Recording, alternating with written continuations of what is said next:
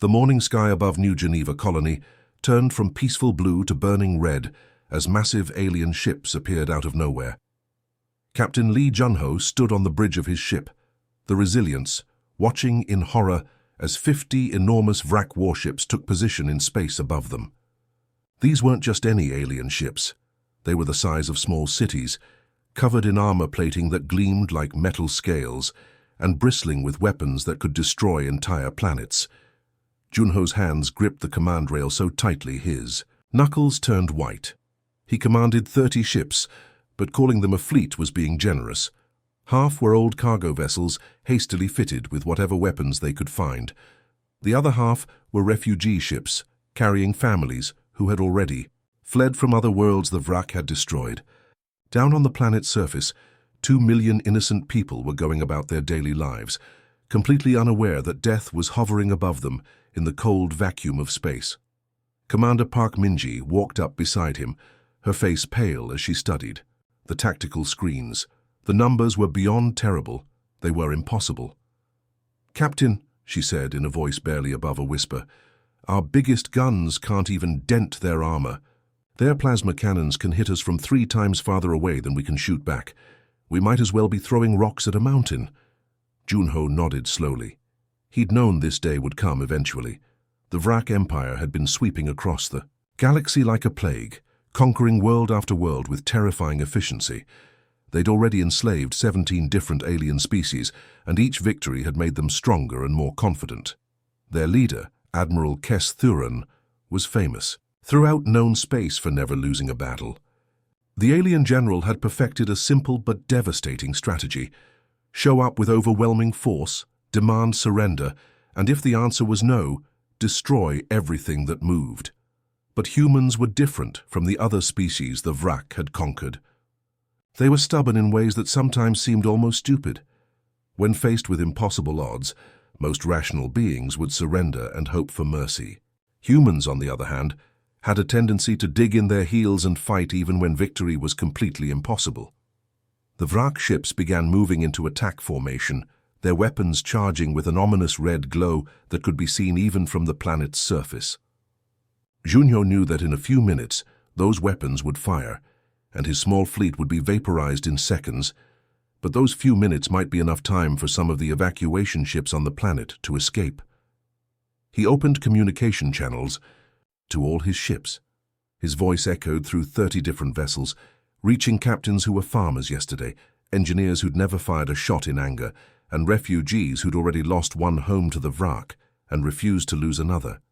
"This is Captain Lee Junho of the Resilience speaking to all ships," he said, his voice steady despite the fear gnawing at his stomach. "I won't lie to you about our chances. We're not going to win this fight. We probably won't even scratch their paint. But down on that planet are 2 million people who are counting on us to buy them time. Every second we keep those Vrak ships busy is another second for evacuation shuttles to launch. Every shot we fire, no matter how small, is another moment our families have to reach safety. On the refugee ships, mothers held their children closer. On the converted cargo vessels, old men who'd been mechanics and teachers just weeks ago checked their weapons one last time. Everyone understood what Junho was really saying. They were all about to die, but their deaths would have meaning. The Vrak flagship began broadcasting the standard surrender demand in dozens of languages. Admiral Kes Thuran's voice was cold and mechanical as it echoed through space, offering one final chance for the humans to give up and accept slavery rather than death. Junho's response was simple and direct. "Negative. We stand our ground." The first wave of Vrak plasma cannons fired simultaneously, turning the darkness of space into a brilliant, deadly light show. The energy beams were so powerful they created their own aurora as they tore through space toward the human fleet. Junho closed his eyes for just a moment, thinking of his wife and daughter, who were hopefully aboard one of the evacuation ships racing away from the planet's surface. Then the plasma hit, and the real fighting began. Admiral Kes Thuran had conquered worlds before breakfast and enslaved entire civilizations by lunch. In his 300 years of military service, no battle had ever lasted longer than 4 hours. Yet here he was, 6 hours into what should have been a simple mop-up operation, staring at tactical displays that made absolutely no sense. The human fleet was completely destroyed. At least it should have been. Half their ships were drifting. Hulks with no power, no life support, and holes big enough to fly a shuttle through. The other half were barely holding together with emergency systems and prayers. By every rule of warfare Kes Thuran had ever learned, the humans should have surrendered hours ago or simply died from their injuries. Instead, they kept fighting. "This is impossible," muttered his tactical officer, a young Vrak who had been so confident that morning. "Look at this. The human ship Defiance lost main power 3 hours ago. Their life support systems are completely dead. The crew should be suffocating in the dark, but somehow they're still managing to fire weapons at our boarding parties." Kes Thuran's 4 eyes focused on the main view screen, watching something that challenged everything he thought he knew about warfare. The human cruiser Liberty had been boarded by his elite assault troops 2 hours ago. Standard procedure was simple: breach the hull, storm the corridors, accept the inevitable surrender, and move the surviving crew to slave ships. It had worked perfectly on 17 different worlds, but the humans weren't following the script. Sergeant Kim Daeho was leading the defense of Liberty's main corridor, and watching him fight was like watching someone who had completely lost his mind. The human had taken 3 plasma hits that should have killed him outright, but he was still moving, still shooting, still somehow coordinating his men through hand signals and shouts. When Vrak soldiers tried to advance down the hallway, they ran into improvised barricades made from torn-out wall panels and furniture. What made it worse was that the humans weren't just fighting desperately, they were fighting smart. Every time the Vrak thought they had figured out the human tactics, the defenders would do something completely unexpected. They used the ship's own systems against the boarders, turning off gravity in strategic sections to confuse Vrak soldiers who weren't used to zero-gravity combat. Down in the engineering section, Lieutenant Choi Yuna had done something that the Vrak technical experts declared was theoretically impossible. She had somehow rewired the ship's mining lasers, tools designed to cut through asteroids, into close-range weapons. The cargo bays had become death traps, where Vrak soldiers found themselves facing industrial equipment that could slice through their armor like paper. Her engineering crew was fighting alongside her, using their knowledge of the ship's layout to create ambushes and escape routes that didn't appear on any blueprint. They had turned maintenance tunnels into sniper positions and used the ship's internal communication system to coordinate attacks that kept the Vrak assault teams confused and off balance. The Vrak xenobiologist, a creature whose job was to study conquered species, approached Admiral Kes Thuran with a data pad full of readings that seemed almost impossible to believe. "Sir, I've been monitoring human biological responses during the combat, and I think I understand what we're seeing. When most species face mortal danger, their bodies shut down non-essential functions to conserve energy. They become weaker, slower and less coordinated as stress increases." Kes Thuran's mandibles clicked impatiently. Yes, basic biology. What's your point?" "Humans work backwards, sir.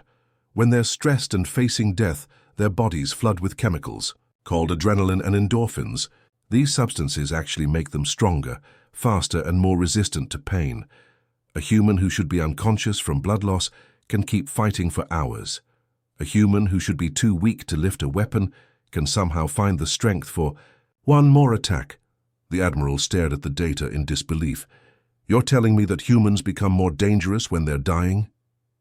"Exactly, sir. And there's more. Their emotional responses also change under extreme stress. Instead of becoming panicked and disorganized like most species, humans seem to form stronger bonds with their fellow soldiers.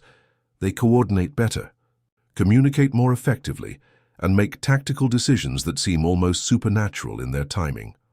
On the view screen, they watched a perfect example of this phenomenon. A group of human defenders had been cornered in the ship's medical bay, completely surrounded by Vrak soldiers. Any rational species would have surrendered to avoid unnecessary suffering. Instead, the humans had somehow turned the medical equipment into weapons and were using their knowledge of anatomy to target weak points in Vrak armor with surgical precision. What disturbed Kes Thuran most was the way the humans communicated during battle. His intelligence officers had been trying to intercept and decode human tactical communications for hours, but they made no sense. The humans seemed to coordinate their actions through references to something called old movies and childhood games that weren't in any military database. When one human shouted, "Remember the Alamo," over the communication system, every human in earshot seemed to understand exactly what to do, even though the Vrak computers had no idea what an Alamo was. When another human yelled something about Helm's Deep, the human defenders suddenly shifted their tactics in ways that confused the Vrak assault teams completely.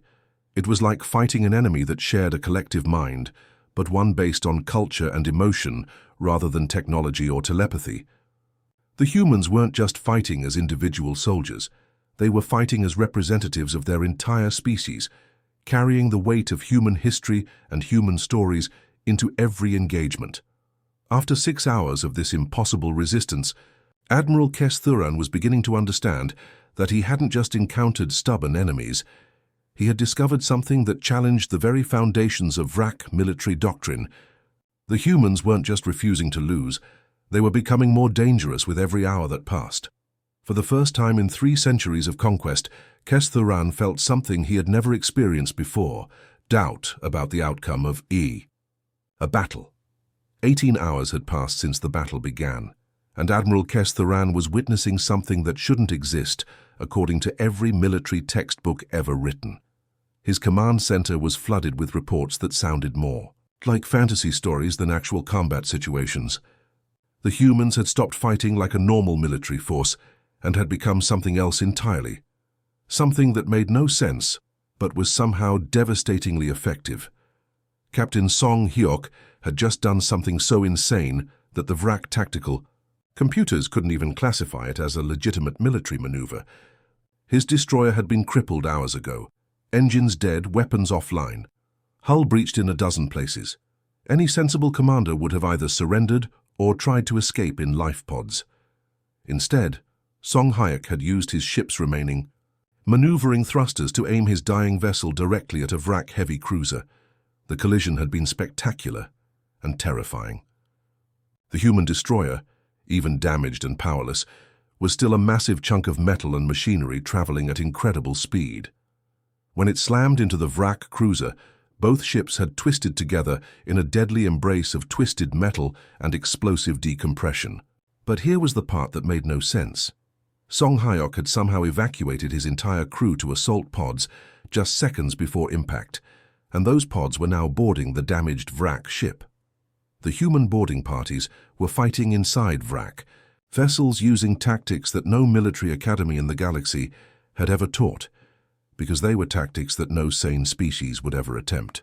They used the artificial gravity systems to create confusion, turned life support controls into weapons by flooding sections with different atmospheric mixtures, and somehow managed to coordinate complex attacks while scattered throughout ships they'd never seen before.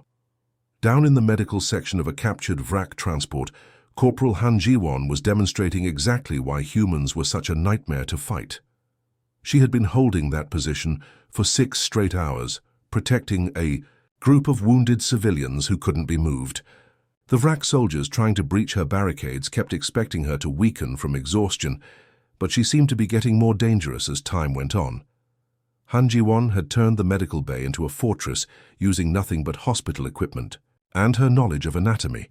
She'd reprogrammed surgical lasers to work as weapons, used X-ray machines to see through walls and spot approaching enemies, and somehow convinced the medical bay's robotic systems to help her create defensive positions. When Vrak soldiers finally managed to break through her outer barriers, they found themselves facing someone who knew exactly where to hit them to cause maximum damage with minimum effort.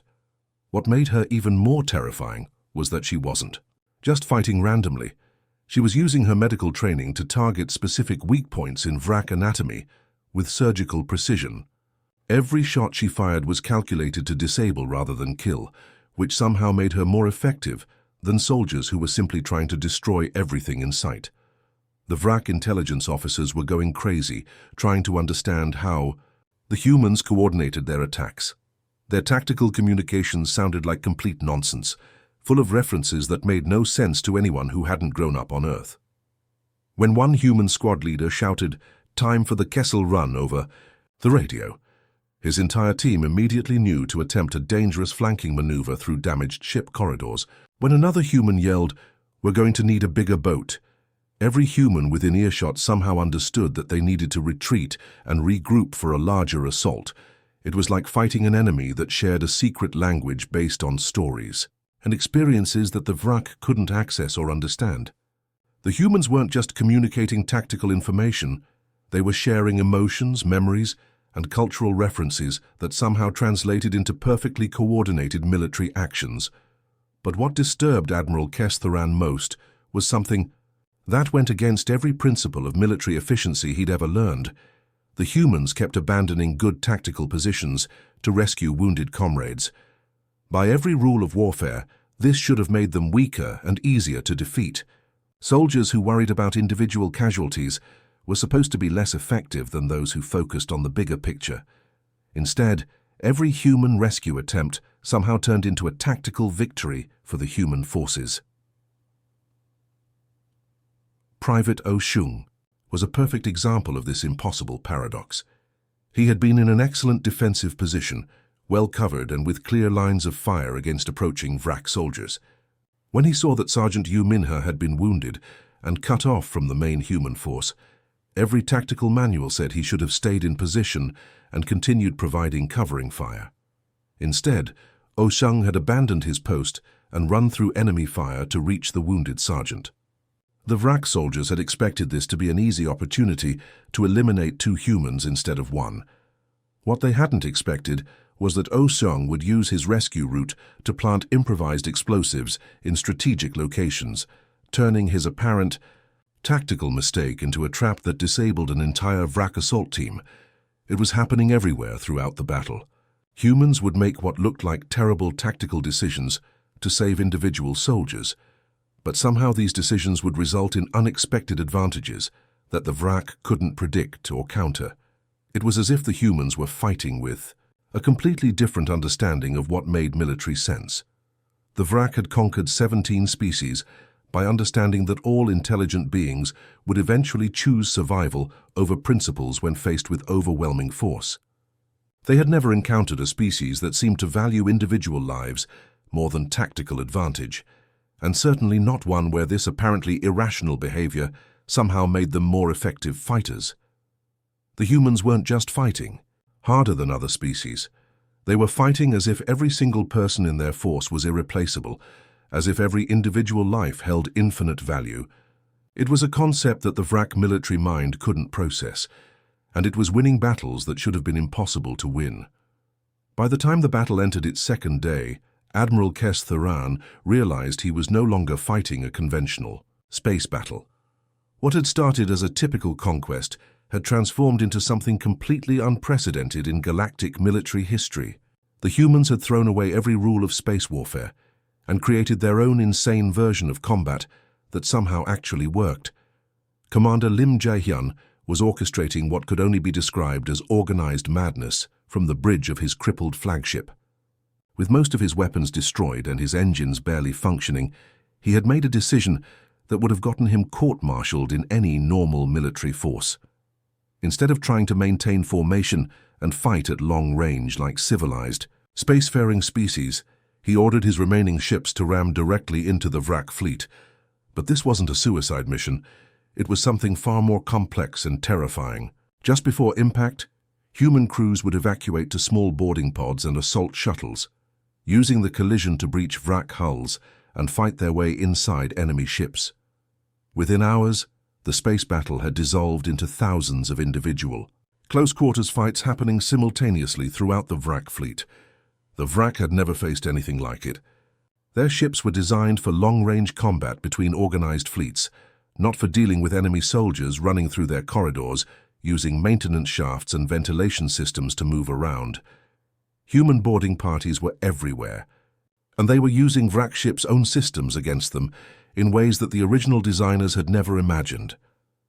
Lieutenant Nam Sora and her assault team had somehow fought their way to the bridge level of the main Vrak command ship, something that should have been absolutely impossible. The Vrak flagship had 5 levels of security between the outer hull And the bridge, with automated defense systems, elite guard units, and blast doors that were supposed to be impenetrable. Yet here she was, along with 8 other humans, holding a single corridor on the bridge level against wave after wave of Vrak reinforcements. They weren't trying to capture the bridge or plant explosives or steal intelligence. They were simply disrupting Vrak communications at a critical moment when civilian evacuation ships were trying to escape from the planet below. For 6 straight hours, Namsora's team had held that hallway. They had turned a simple corridor into a fortress using emergency blast shields, redirected power from lighting systems to create improvised barriers, and somehow convinced the ship's automated fire suppression system to work as a weapon against approaching Vrak soldiers. They couldn't even see the evacuation ships they were helping, couldn't monitor their progress or know if their sacrifice was making any difference. They were fighting purely on faith that their actions mattered, the tactical reports flooding. Into the Vrak command center painted a picture of military disaster that Admiral Kes Thuran could barely comprehend. "Sir," reported his shaken tactical officer, "we've lost 17 ships to boarding actions in the last 12 hours. The humans are using our own engineering systems against us, turning life support controls into weapons, reprogramming our automated systems to fight alongside them, and coordinating attacks through communication methods that our intelligence officers can't even detect." The humans were fighting with improvised weapons created from whatever they could find aboard. Vrak ships, they used industrial tools as guns, turned medical equipment into explosives, and somehow managed to coordinate complex multi-level assaults using nothing but hand signals and cultural references that made no sense to anyone who hadn't grown up on Earth. What made it worse was that the humans seemed to be getting more effective as the battle continued. Instead of wearing down from exhaustion and casualties, they were adapting to Vrak ship layouts, learning Vrak tactical patterns, and developing new fighting techniques in real time. Every hour that passed made them more dangerous, not less. Kes Thuran stared at the tactical display showing casualty figures that made his blood run cold. His forces still outnumbered the humans significantly, but his losses were approaching 30%, the kind of casualties that typically meant total military defeat against a supposedly primitive species that didn't even have proper space warfare technology. These numbers were not just embarrassing, they were impossible. The breaking point came when alarms started screaming throughout the Vrak flagship's bridge. Somehow a single human soldier had fought his way through 5 decks of the most heavily defended ship in the Vrak fleet. Security cameras showed Sergeant Bae Youngmin moving through corridors littered with Vrak guards, bleeding from multiple wounds, but still advancing steadily toward the command center. When he finally appeared on the bridge, the Vrak officers expected him to attempt sabotage or try to capture critical systems. Instead, Bae Youngmin simply walked to the center of the bridge, ignored the weapons pointed at him, and calmly activated the ship's general communication system. His voice echoed through every Vrak ship in the fleet, broadcast on all frequencies, so that every soldier in both armies could hear him clearly. Blood was streaming down his face from a head wound, his uniform was torn and burned, and he was obviously dying from his injuries. But his voice was steady and calm as he delivered a message that would be remembered throughout galactic history. "This is how humans fight," he said, looking directly at Admiral Kes Thuran. "We don't fight for territory or resources or conquest. We don't fight because we want to rule over other species or expand our empire. We fight for each other. We fight for the people we love and the homes we've built together." He paused, swaying, slightly from blood loss, but never breaking eye contact with the Vrak commander. "You can kill every single one of us, and we will keep fighting until the last human draws their final breath. You can destroy our ships, level our cities, and turn our worlds to ash. But you cannot make us surrender the things we love. You cannot make us stop caring about each other. And as long as we care, we will never be conquered." The bridge fell completely silent, except for the sound of alarms and distant explosions from other parts of the ship where human boarding parties were still fighting. For the first time in his 3-century military career, Admiral Kes Thuran understood that he was facing something that couldn't be defeated through superior firepower or tactical brilliance. He was facing the human heart, and it was unbreakable. Admiral Kes-Thuran sat alone in his private command chamber, staring at numbers that would haunt him for the rest of his life.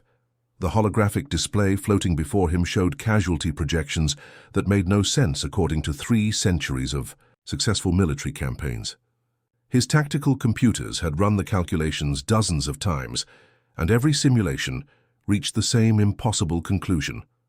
To completely conquer humanity would require killing every single human being in existence.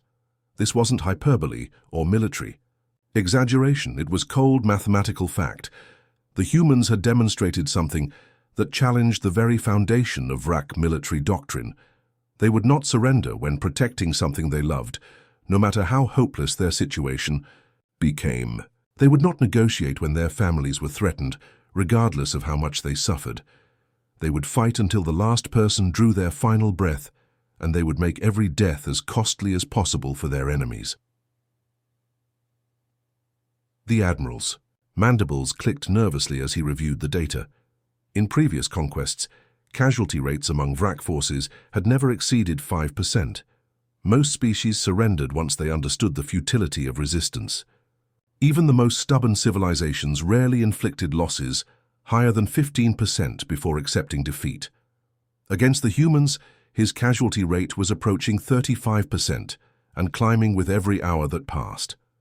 At this rate, conquering humanity would cost him more soldiers than he had lost in his previous 17 campaigns combined. And that was assuming the humans didn't become even more dangerous as the fight continued, which all evidence suggested they would. The cost-benefit analysis was crystal clear, and it spelled out a truth that no Vrak commander had ever faced before. Some species simply could not be conquered through conventional military force, because the price of victory exceeded any possible value that conquest could provide. Captain Lee Junho was on the bridge of what remained of the Resilience, trying to coordinate rescue operations for survivors scattered throughout the wreckage of both fleets when the impossible happened. His communication officer looked up from her station with an expression of complete bewilderment. "Sir, we're receiving a transmission from the Vrak flagship. Admiral Kes-Thuran is requesting direct communication with you." Junho felt his heart skip a beat.